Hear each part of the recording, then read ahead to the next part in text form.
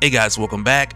So we're jumping back into Venom, and we're finally covering the origin of Meridius. And it's a bit complex if you're someone who's just jumping into the Venom series here. And if that's the case, I highly recommend reading issues 1 through 28, or you can check out my full playlist linked in the description just below the like button, because the origin of Meridius is going to be referencing a number of things that we've seen along the way. And because this series in its entirety has a huge time travel element to it, you'll find that what we've seen up to this point, it's been preparing us for this story, because Meridius has a very chicken or the egg kind of origin when it comes down to how he came to be.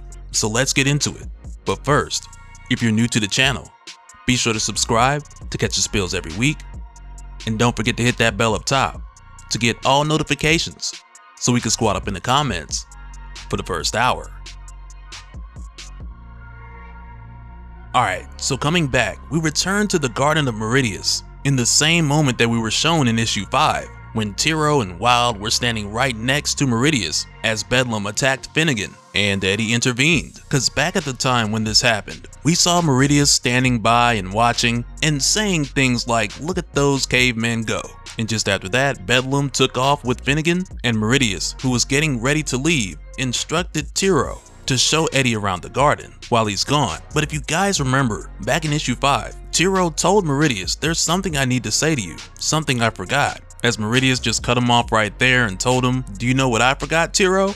How pathetic you are. Stop crawling after me and do as you're told, you ridiculous child. I have places to be." And right after that, Meridius left. But what's crazy about us revisiting this moment is that this time around we follow Tiro. Cause once again, for anyone who's just hopping in here, we're now seeing the final stage of Eddie Brock evolving into Meridius. Cause all of these guys are the different stages that Eddie went through as he evolved into Meridius, with Eddie being consumed by fear, turning him into Finnegan, the fear turning into rage, transforming him into Bedlam, then the rage turning into sarcasm, transforming him into Wild, until eventually the sarcasm and the jokes were overcome by an urging desire for him to learn how to control his own destiny, which is what then turned Wild into Tiro, bringing him to the 5th stage, where now Tiro is obsessed with learning how to become Meridius in hopes of no longer having to fall through from circumstance to circumstance, because he sees Meridius deciding his own path, and Tiro is desperate to reach that level.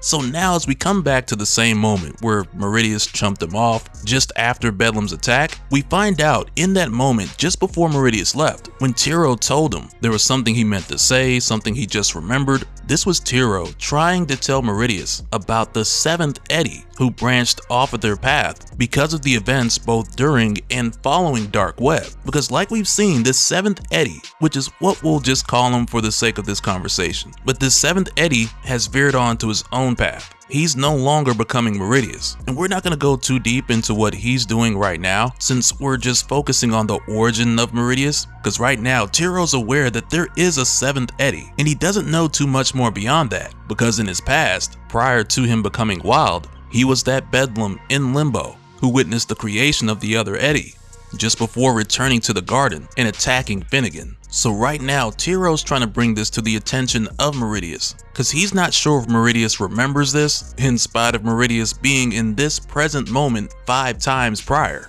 albeit as different versions of himself. But just like how we saw this play out in issue 5, the exact same dialogue is exchanged, as Meridius chumps off Tiro and tells him that he has places to be. But now with us following Tiro, after he sees Meridius is left, he's just more or less like, man, well, you can't say I didn't try to tell him. And you can't say that he hasn't tried to learn how to be Meridius, because the problem isn't that Tiro can't learn, but it's more so that Meridius won't teach. So right here, Tiro takes it into his own hands, because he knows the only way that he's going to learn how to control his future, it's by throwing himself into the deep, because he can't just stay here waiting and hoping for some future version of himself to show pity and pass down the knowledge out of the kindness of his heart. So Tiro just dives in so he can find that knowledge for himself, which now takes him to the heart of the garden, where Tiro finds all the dead symbiote astral skeletons that were left here after Meridius slaughtered the hive and created the garden out of their physical symbiote material. But also while Tyro's here, he encounters the Eventuality, who, as we learned in Venom issue 18, the Eventuality is what Eddie's supposed to become at the end of the universe. This is where his road is supposed to lead to. And for Tyro, this is his first time seeing the Eventuality, and the Eventuality even responds to Tyro, telling him that he has not seen this Eddie in this form, not on this track. And the Eventuality more or less just laughs at him while saying this. But keep in mind, on this path of this track that Tyro's on, this is his first time learning about the Eventuality and about this closed-ended fate that his path is supposed to lead to. So because of what he's seen and experienced up to this point, he acknowledges the Eventuality as the 7th Eddie, because all Tyro knew prior to this was that there was another. That's it. So of course, with Tyro wanting to control his destiny, he rejects this and he retreats into the time stream with no kind of plan of when or where that he's going. All he knows is that he doesn't want to become this entity of eternal servitude. And it's this retreat with him fleeing throughout time and space that has him thinking back to a moment when he was just Eddie, when he tried to change things on his own after he was told that it couldn't be done. So Tyro concentrates on who told him this, and it brings him to the moment where he meets Kang the Conqueror for the first time. And Kang's very upfront with telling Tyro that this could be a friendship with mutual benefits, which of course has Tyro a bit cautious at first because he doesn't want to get caught up into nothing too crazy. So Kang assures him that he's not going to ask Tyro for anything that he's not willing to offer, as he goes on to show him a hard light hologram of the universe, with each of the bright lights inside representing a different galaxy, while saying this could all be yours, which right there has Tyro like, what do I have to do? So from here, the first thing that Kang teaches him is how to find his human face again, as a way to help him build confidence. And right after that, they move on to combat and strategy, with Kang teaching Tyro how to center himself, how to fight, how to think, and how to plan. And in return, Tyro uses his ability as King in Black to condition and program the next generation of war symbiotes, so Kang can deliver them to a later version of himself at an earlier time point, so that this Kang can field test them and hand them over to his past self, which is how Kang already had war symbiotes before Tyro arrived. Which I know, it's getting into a bit of the chicken and the egg thing, but there's more. Cause from here, Tyro thinks about how he hasn't thought about his son Dylan in a long time, and he believes that perhaps it's better that way, because the last time he tried to go back and visit Dylan, he almost died. But now with Kang's teaching, Tyro's learned how to look through time and just take a peek without having to transfer himself into another symbiote, so that he can do this just to make sure Dylan's safe. But when he sends his mind out through time to take a look, Tyro sees the end of the story. He sees Venom's ultimate form, Venom World, and he loses track of how long he's watching it. But after seeing this, when his mind returns, he discovers that this has changed him to the point where now he sees himself as Meridius. And in this new form, he refers to Dylan as Brock's son, because Meridius sees himself as light years beyond the quote-unquote caterpillar stage of just being Eddie Brock. So to him, there's no progeny or friendship that is sacred, which now causes him to veer away from saving Dylan and instead just seeing him as a key and nothing else. And for Meridius, he doesn't even view his more recent creations, the war symbiotes,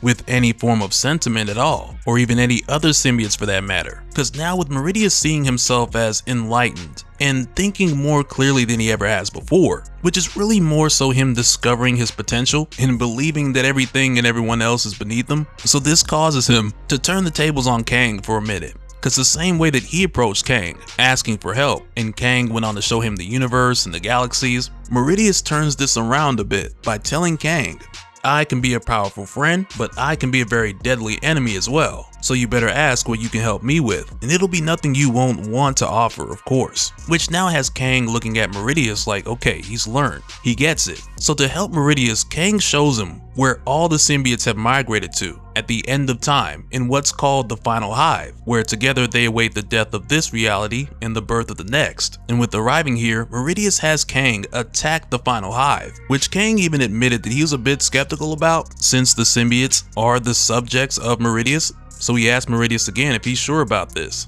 So he told Kang that this will make them better subjects now, because just after the attack, Meridius dives into the final hive because it can't truly be killed, not from the outside. So Meridius dives in and he murders each and every last sentient symbiote here with his power as King in Black that he's mastered over the course of centuries by training with Kang.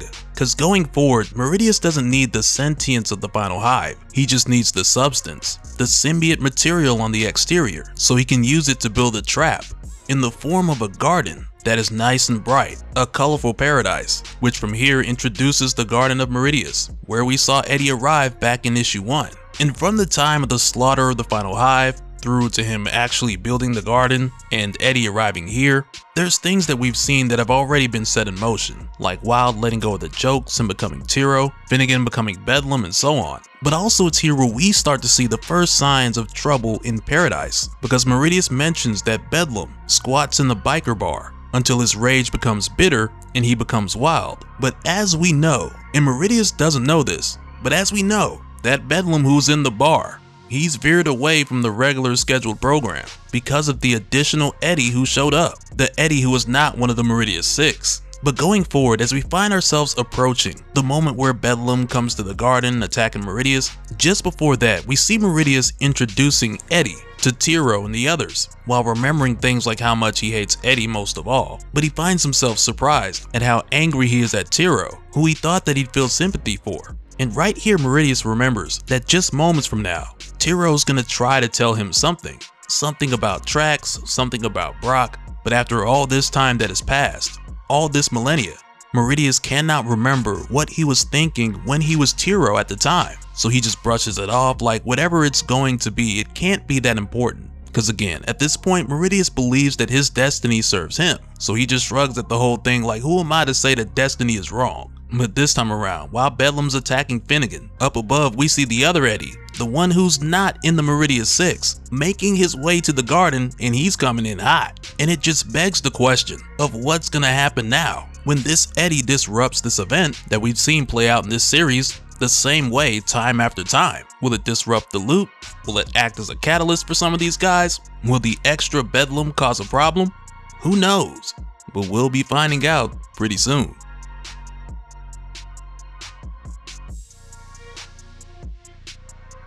And so now real quick, I want to give a special shout out to all the patrons.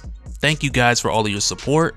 And for anyone who's new here, who wants more information on how to support the channel, I got a link below where you can go to patreon.com/Dopespill. But that'll do it for this one, guys. Let me know your thoughts down in the comments below, and we'll do it again on the next one. Alright, later.